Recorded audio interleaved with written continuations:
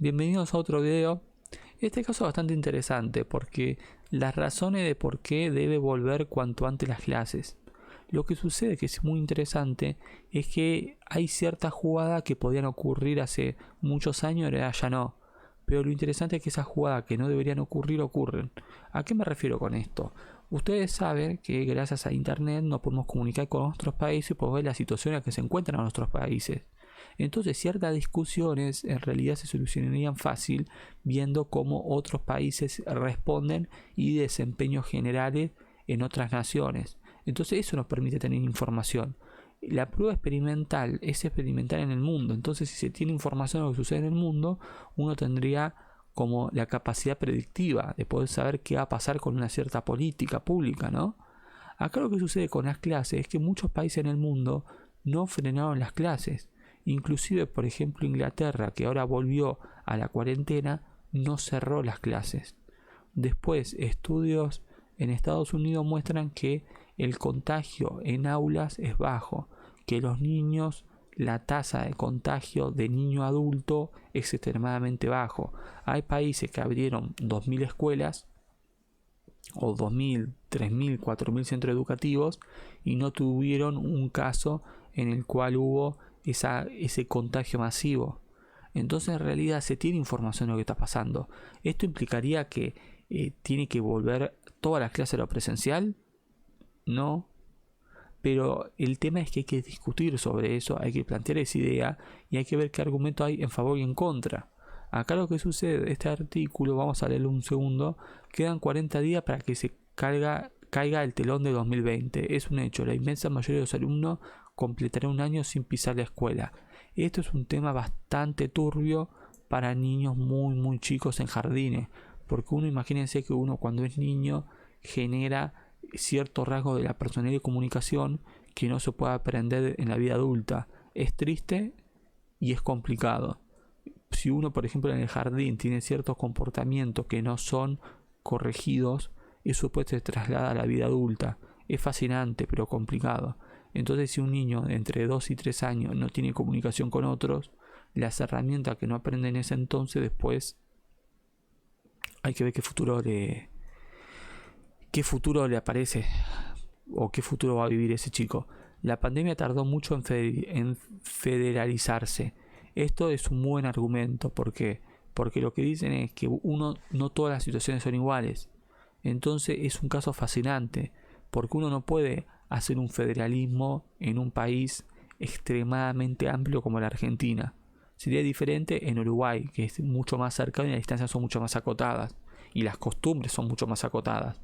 Pero por ejemplo en Argentina uno no puede comparar un colegio en Caballito o en Formosa o en San Juan o en el Chaco o en un pueblo con 500 habitantes.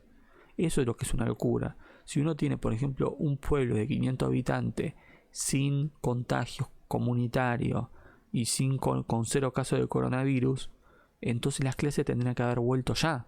Porque dentro de esos 500 ahí hubiese estado la cuarentena. Es como una cuarentena comunitaria. Dentro de ese pueblo pueden volver todas las actividades estando al lado del resto, en vez de que cada uno esté encerrado en su casa.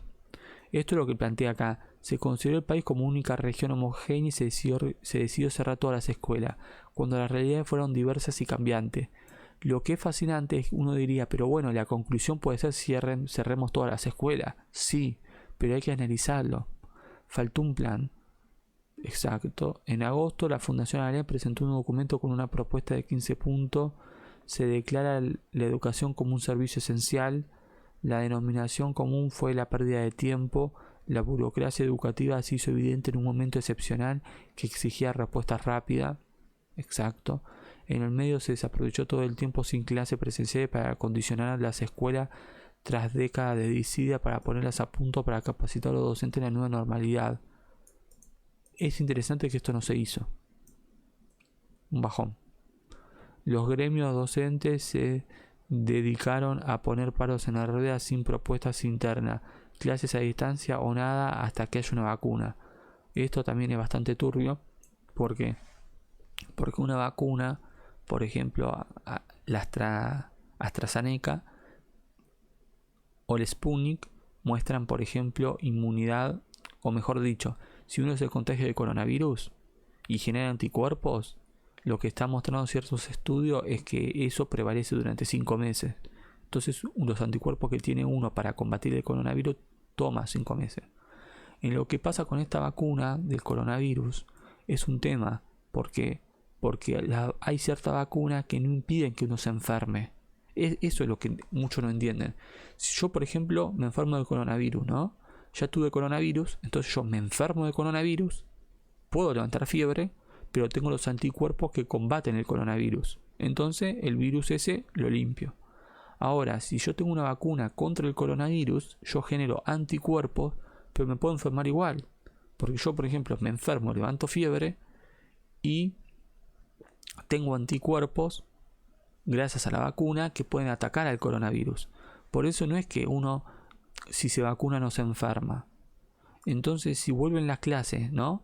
Y todos se vacunan, eso no implica que la gente no se enferme de coronavirus. La gente se puede enfermar igual. Entonces, este argumento de que no vuelven las clases hasta que haya una vacuna es un argumento muy raro. El ministro de Educación Trota se mostró alineado con la postura cuando la ciudad esbozó la primera propuesta de retorno.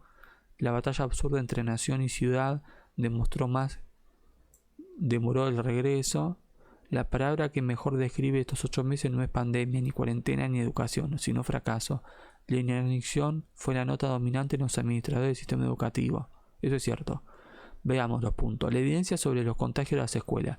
La evidencia científica recaba que hasta la fecha muestra lo contrario. El contagio en los niños sería más infrecuente que en los adultos. Esto es lo que yo les venía diciendo. Que esta es una información que se sabe, no es que yo sé mucho del tema. 70 niños de jardín y primaria entre 1 millón de personas. Mira. Entre 1 millón de personas se contagiaron 70 niños de jardín. La conclusión fue que la transmisión de virus es más común en las casas que en las escuelas. Eso es cierto, porque la casa es un lugar cerrado. Entonces es una cosa muy rara, porque uno dice quédate en casa que es seguro. Pero ahora estamos viendo que las cuestiones de la casa hace que la propia casa no sea muy segura, porque al estar cerrada el virus se esparce con más facilidad. Uno lo trae de otros lugares.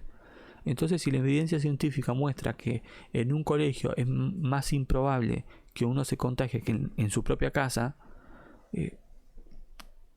no creo que la gente aceptaría esa conclusión, porque la casa es sinónimo de hogar, es sinónimo de seguridad. Por eso quizá excede la parte científica, ¿no? ¿Ustedes qué opinan? De acuerdo con un modelo desarrollado, un investigador de la universidad, la situación más riesgosa son aulas sin ventilación.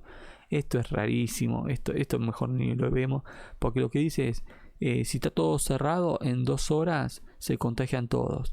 Si sin ventilación, en 2 horas se contagian todos, y si hay buena ventilación, puede haber 1 hora de clase hasta que la gente salga. Raro. La desigualdad cada vez más marcada, eso es cierto. Los que tienen menos medios, esta situación, por ejemplo, un niño que los padres tienen solamente el celular y tienen pocos datos, no puede acceder a todo el material ni a las explicaciones. Bastante triste. Menos días de clase, más abandono, obviamente, están totalmente correlacionados. Y pérdida de aprendizaje, estamos en los resultados de aprender desastrosos. Desastroso. En lo que es esto, acá te lo ponen como con colores como para que uno lo vea, pero en realidad satisfactorio es bien, avanzado es que lo hizo bastante bien, y básico ya es mal. Es como que uno dice, no está tan mal, simplemente por debajo del nivel básico no es tanto, pero el nivel básico en matemática también sigue siendo malo. Y eran cosas simples, era yo tengo 200 pesos y ahorro el 30%, ¿cuánto ahorro? Eran cuentas muy fáciles de lógica y de interpretación. Los cierres de las escuelas han empeorado estas crisis de aprendizaje, genera aumentando del 40 al 50% el porcentaje de alumnos que no alcanzan los niveles esperados en su resultado de aprendizaje. La mitad de los chicos argentinos no alcanzan ese nivel. Y el problema es que, ¿qué implica que un niño no tenga ese nivel? Porque uno dice, no, para laburar no se necesita. No, es una locura. Se estima una pérdida del 5%, el impacto crece. Porque si son cuestiones de lógica básica, para cualquier trabajo pide esa lógica. Cualquier trabajo, no existe trabajo sobre la tierra que no pide tener una cierta lógica. No existe. Si uno es colectivero, necesita tomar decisiones cada segundo mientras maneja. Y son decisiones de comportamiento, de ver patrones, de tener criterio. Si uno hace pizzas, también uno llega un momento que tiene que tener cierto margen de actuar cuando aparecen ciertas complicaciones, dar la orden de cuánto se necesita comprar, en qué cantidad, darse cuenta de qué días hay más clientes, qué días hay menos, qué día hay que poner a cocinar tal cosa, qué días que no. No existe trabajo que no pida tener esa cierta lógica. Si uno me dice, no, yo trabajo haciendo trámite, exactamente lo mismo. Uno tiene que aprenderse la cantidad, los números de trámite, el código del trámite, cuánto toma, los papeles, el ordenado, cuántas veces por día hay que ir a cierta oficina, pedir el documento que uno necesita. Entonces, si un niño no tiene esas habilidades mentales, no hay trabajo que no pueda hacer. Es cierto que existen laburos que necesitan más esfuerzo mental, ¿no? O quizás un neurocirujano se estresa mucho más que uno que le prepara los utensilios para que trabaje, pero hasta el que prepara un utensilio necesita seguir un procedimiento, un protocolo, necesita ser rápido en poder actuar si surge algo que no estaban esperando, etcétera. Entonces, si un niño no tiene esa capacidad, va a quedar o excluido del mercado laboral o bastante complicado.